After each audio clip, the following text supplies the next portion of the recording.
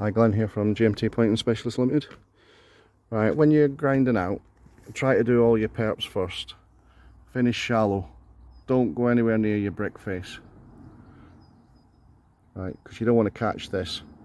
So when I come to grind this section out here, I'll take out what I've missed there. And when you're grinding out, if you grind down here, then you grind up there, you end up missing places like that. So what you want to do is do 3 in a row or 4 in a row, then do 4 in a row, keep doing it in 4s, and then move across and then do 4 in a row. So you're doing it at a set amount each time, so you don't confuse yourself. So down here I've done, and I've not missed any. But if there's any silicone in the wall, make sure you take the silicone out, because as soon as your grinder, I'll get my grinder, as soon as your grinder hits it, what will happen is your grinder will throw out of the wall.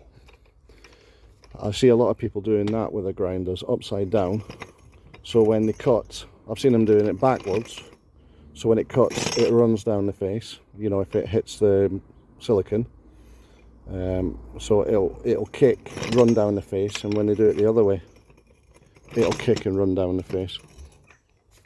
So the way I do it, as I hold my grinder like that, if it kicks away from the wall. Now and again it will bounce up, but 9 times out of 10 it'll kick away from the wall. With this having big joints and little joints, I'm using a blade that I've used in the past. So it's slightly worn down, so it fits nice into the joints. That's about the tightest joint that I've found. Right, this is going to be a 116 mix, because this is 1960s built. The cement back then wasn't as strong as what it is now. Hence they put the lime in to weaken the mix and give it a little bit of movement as well. And it helps it stick, because the hydrated lime is very, very sticky.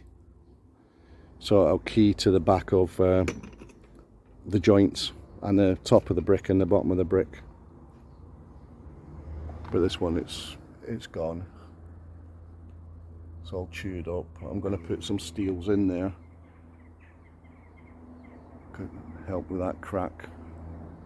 And just investigate and see if there's any steels along there. That's a long span. Right, I've ground out the bed joints, so you can see there's no cuts in the bricks above and below, but there is a little bits of this left over. So I've washed the wall down and cleaned it all out, and then I've got bits like that. Either I can go over it with the grinder, or I can get it with my pick. I just wanted to show you this down here. See these 3 marks here? It's where somebody's got the fingertips to test the clay to see how off it's gone. I wonder what kind of life they had back in the 1960s.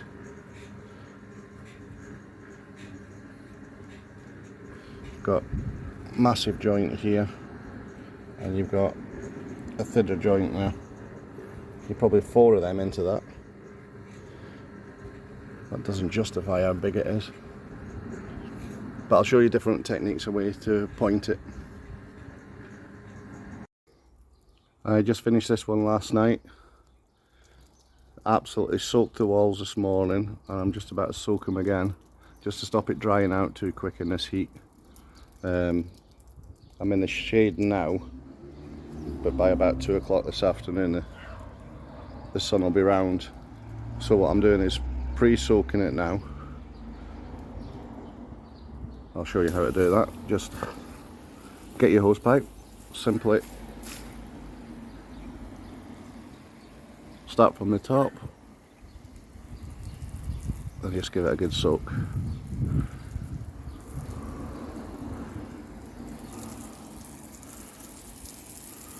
Try and do it at an angle, not straight on with too much power.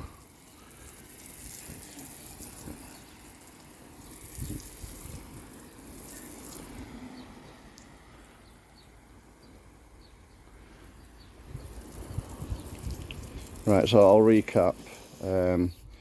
This was raked out with a 4.5 inch diamond disc that had pre-worn out. It was like half its life had gone on it, so I could get the thin joints. 5-inch grinder to do the bed joints. I was swapping grinders because of the heat when I was grinding it out. It was like 20 degrees. It's a 116 mix, which is 1 lime, 1 cement, 6 sand. The lovely Jacobean bricks. These were made in Buckley around about the 1930s, 40s. They're a nice brick, a nice hard brick. A little tip for you: if you're washing windows down and you've just freshly pointed underneath the window, soak your whole wall, absolutely drench it, wash your windows, because what happens is you kind of spill it and the bubbles run down the wall. Now if them bubbles dry into the wall, it can cause salts. There can be salts that comes out of the liquid that you use, your washing up liquid. So give your windows a good wash, and then do the walls underneath again. Get it all off. That's just a little tip for you.